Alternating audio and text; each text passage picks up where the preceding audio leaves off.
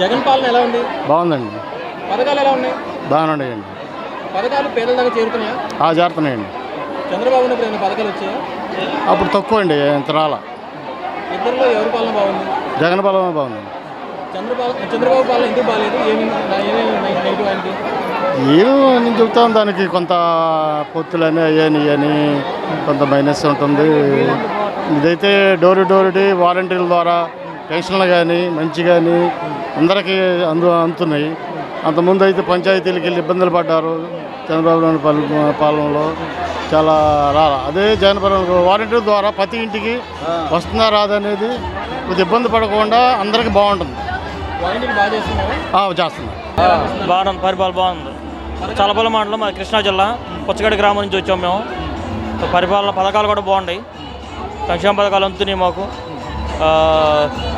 వైఎస్ఆర్ రైతు భరోసా అందింది, అమ్మఒడి అందింది, మరి వైఎస్ఆర్ చేయూత అందింది, మరి పరిపాలన బాగుంది.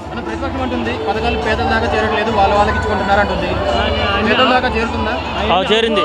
అవన్నీ అపోహలండి. గ్రామ వాలంటరీ పొద్దున్నే మన పింఛన్ ఇస్తున్నాడు, బాగుంది. లేదండి, లేదు. బాగుంది, జగన్ పాలన బాగుంది. వాలంటీర్ బాగా చేస్తున్నారు. పొద్దున్న ఇంటింటికి వచ్చేస్తున్నారు, పెన్షన్ ఇస్తున్నారు, నడవనాల వాళ్ళకి ఇంటికి వచ్చి ఇస్తున్నారు, బాగుంది. పెన్షన్ వచ్చేది కాదు, ఇవాళ పెన్షన్ అమ్మ అది ఫస్ట్ తారీఖు వచ్చిందంటే అన్న బాబాయ్ అమ్మ లేచిందా అని వచ్చి డబ్బులు ఇచ్చి మరి వెళ్తుంది. ఏడ్చాడు 5 సంవత్సరాలు 14 సంవత్సరాలు ఏడ్చాడు. ఏమి ఏడ్చాం మేము? ఏమి సుఖపడాల అంతే. మరి జగన్ వచ్చిన తర్వాత రైతులకి ఇబ్బంది ఉందని అది సమస్య. అసలు అది వాళ్ళు పెంచుకోవడం, వాళ్ళు చెప్పుకోవడం. ఇంకోటి చెప్పరా, అది రాజధాని అన్నారే మీరు, ఒక్కొక్కడు 100 ఎకరాల పొలం కొన్నారు అక్కడ. వాళ్ళు ఒక్కొక్క నాయకుడు, చంద్రబాబు నాయకులు ఒక్కొక్కడు 100 కొన్నారు. 3000 ఎకరం రాజధాని ఎవడని పెడతాడా? హైదరాబాద్ రాజధాని ఎంత? 3000, 30,000 ఎకరం తీసుకున్నాడు. ఎవడమ్మా మొగుడు సొమ్ము? ప్రజలది కదా అది, ప్రజలది కదా అది. అది ఎంత ఆయన చేపించేదే తప్ప, ఏది వనయాత్ర అనేది, పాదయాత్ర అనేది ఆయన చేపించేదే తప్ప, ఆ నాయకులు చేపించేది తప్ప వాళ్ళుగా ఎవరు లేరు, అంతే. రైట్, దాంట్లో రాజీ పడక్కరు. అసలు 100కి 100 రూపాయలు ఆయనే రావాలి మాకు. ఇప్పుడు ఈ సుఖభూమి అండి, సుఖభూమి ఎవడమ్మా మొగుడు సొమ్ము? మేము మా అమ్మాయికి పెళ్లి చేసాం, ఆయనకి రిజిస్టర్ ఆ పిల్లకి 5 ఏళ్ళు అయింది. లేదు, రిజిస్టార్కి భూమినే ఇచ్చాం అంతే, పండించుకుంటున్నారు. రిజిస్టర్ అంటే సుఖభూమి అమ్మ అన్నారు. అది ఇప్పుడు ఇస్తామన్నారు, వచ్చిందిగా. చంద్రబాబు ఉన్నప్పుడు ఎలా ఉంది పరిస్థితి? అప్పుడు పథకాలు కానీ పాలన కానీ? ఆయన పథకాలే పెట్టాడు, పథకాలు నేను పెట్టాడు, కానీ రుణమాఫీ అన్నాడు, అవి అన్నాడు, ఏ చేశాడు, ఏ చేయలేదు. మరి పవన్కి ఏమైనా సార్ ఛాన్స్ ఉందా? అసలు పవన్ వెళ్ళాడు. మరి పవన్ టీడీపీతో పొత్తు పెట్టుకుంటే ఈసారి జగన్ పోటీ అవుతుందా? పవన్ కళ్యాణ్ పార్టీ పోద్ది. పవన్ కళ్యాణ్ పొత్తు పెట్టుకుంటే ఉన్నది కూడా తెప్పుద్ది. పవన్కి ఏమైనా సార్ ఛాన్స్ ఉందా? తక్కువ అండి. టీడీపీతో పొత్తు పెట్టుకుంటే పవన్ ఈసారి జగన్ పోటీ ఇవ్వగలుగుతారా? అంటే టీడీపీతో పొత్తు పెట్టుకుంటే పవన్ ఎన్నికలు వస్తే జగన్ పోటీ అవుతుంది? అవుదండి. జగన్ వచ్చే బాగానే ఉంది అంటే తప్పకుండా వస్తాడు. మళ్ళీ 2024 మళ్ళీ 175 కొట్టేస్తాడు ఈసారి. లోకేష్ గారికి కానీ పవన్ కళ్యాణ్కి కానీ ఈసారి అవకాశం లేదు, ఎట్టి పరిస్థితులు.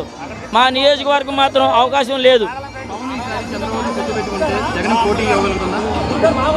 ఇవ్వలేరండి, ఇవ్వలేరు. చంద్రబాబు నాయుడు గారు కానీ, జనసేన పార్టీ అధినేత మన పవన్ కళ్యాణ్ గారు కానీ ఈసారి జగన్ గారికి, మన సీఎం గారికి ఎట్టి పరిస్థితుల్లో పోటీ ఇవ్వలేరు.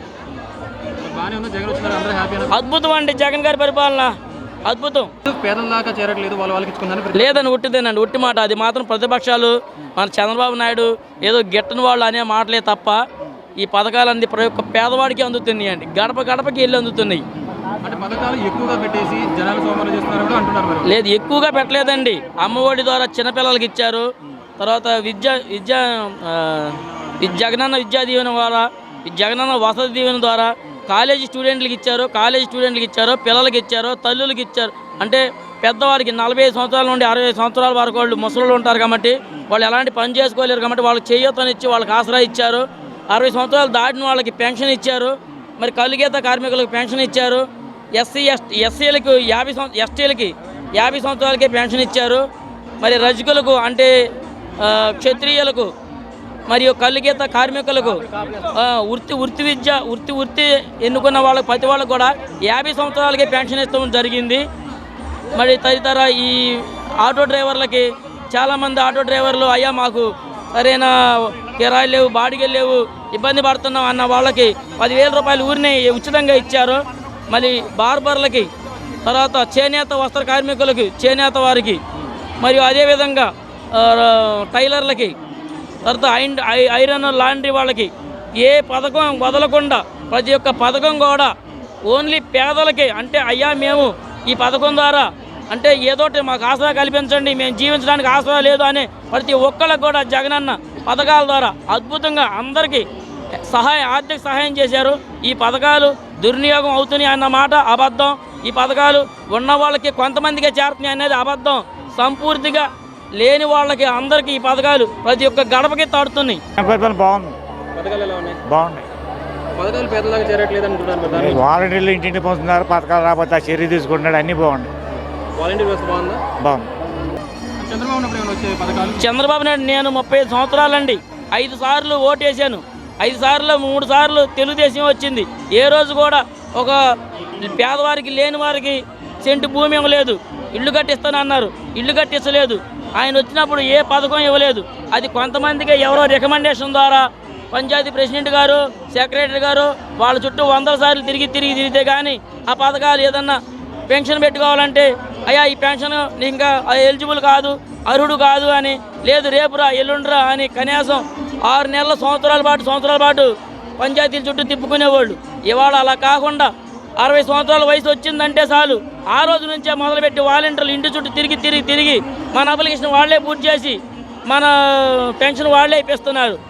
ఏదైనా సమస్య వస్తే ఈరోజు కేవలం ఒక బజారు బాగోలేదని, లేదా ఒక లైటు లేదని, ఒక గ్రామంలో ఒక పంపు లేదని, ఏదైనా చిన్న సమస్య వస్తే 24 గంటల్లో జగన్ ప్రభుత్వం తీరుస్తున్నారు. వాలంటీర్ల వ్యవస్థ ద్వారా, సచివాలయం ద్వారా ఆ సమస్యను అక్కడక్కడే పరిష్కరించేసి మాకు తగు న్యాయం చేస్తున్నారు. చాలా అద్భుతంగా ఉంది.